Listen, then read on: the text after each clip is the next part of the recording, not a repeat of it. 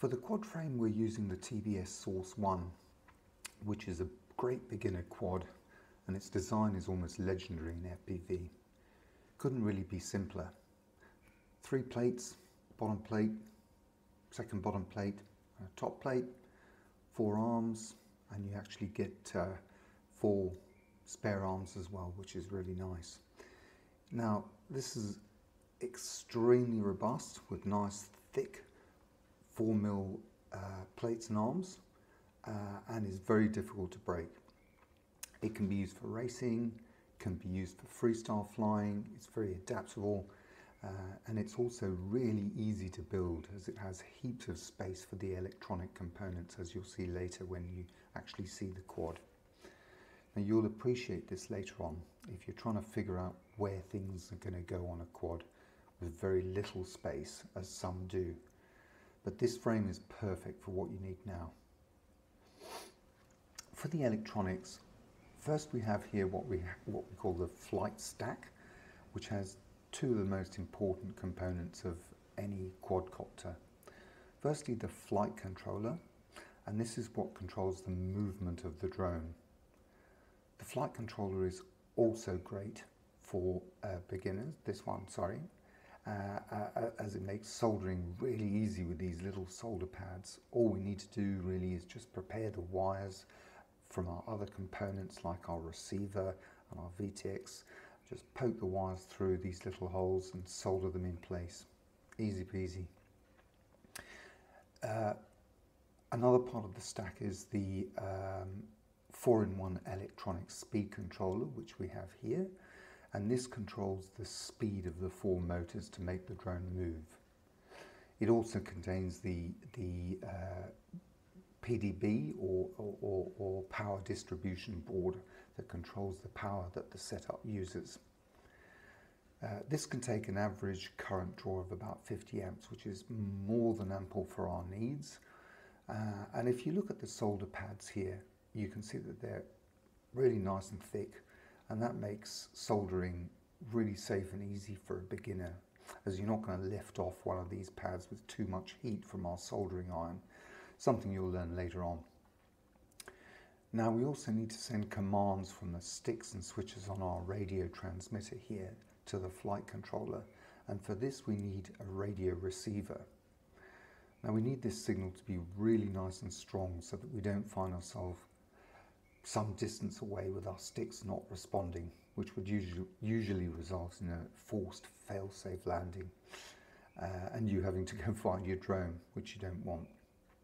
So the one we're using here is a long-range receiver called TBS Crossfire, and has long been regarded as one of the best on the market. And this has awesome range and a really good reliable link, which is capable of receiving the signal through obstacles like trees or buildings. It's also super lightweight and small. For the 4 motors, we're using Emax Eco 2 motors, which are beautifully engineered, and we have the smoothness for freestyle or recording video. Also has heaps of power for racing. Depends on what you want to do, but it's a good across the board and very well priced motor. They're very popular on the market right now. As I say, they have awesome performance and durability, and are comparable to motors twice their price actually. On these motors we're going to pop some nice 5-inch propellers, which have a medium pitch or angle on the blades, which will go with the Emax motors nicely and give us some nice smooth flying, and they're not too aggressive to begin with. As for the FPV components, we have our video transmitter or VTX, which sends the signal from the camera to the video receiver on our goggles so that we can see where we're flying in real time. And connected to this is the VTX antenna, which transmits the video signal. Now, it's important to note that different video transmitters have different power output levels, and some only allow for shorter distances, like racing VTXs. Now this VTX or video transmitter has loads of power to allow for longer range video signal, which will mean that you can fly further without worrying about losing video. And lastly, of course, we need an FPV camera, and for this we're using the RunCam Phoenix 2, which is very popular as it has a very nice clear image that's easy to see. And in this step we're going to look at how all these parts that we've talked about go together on our built drone. So as I said, this is the TBS Source 1 5-inch quad, carbon frame. Point of note is that a 5-inch quad refers to the size of the props, not the frame itself. On the top we've got a 4S battery mounted. We've got a polarized antenna at the back here. So let's just take this top plate off for a second. So we've got our XT60 here, which we're going to plug our battery into, and that's going to be soldered onto the ESC pads at the bottom here, positive and negative. At the back here we've got our ESC, which is positioned away from the rest of the electronics to try and give it as much breathing space, because this guy gets pretty hot, so we keep him away for lots of nice airflow. The flight stack here also has fantastic airflow.